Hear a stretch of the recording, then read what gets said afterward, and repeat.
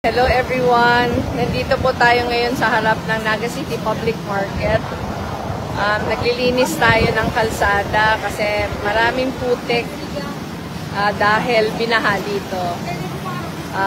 Maraming taong papasalamatan, marami pong private groups na tumutulong. Ngayong gabi kasama natin yung Jim Potong, yung Filipino-Chinese Fire Brigade dito sa amin. Kanina naman na araw kasama natin yung Bureau of Fire Department. Sila yung Bureau of Fire pala. Sila yung kasama natin naglinis ng mga kalsada. Ayan, nandyan sila nililinis yung kalsada. Pasensya na po kayo sa itsura namin. Kasi maghapon kaming naglilinis.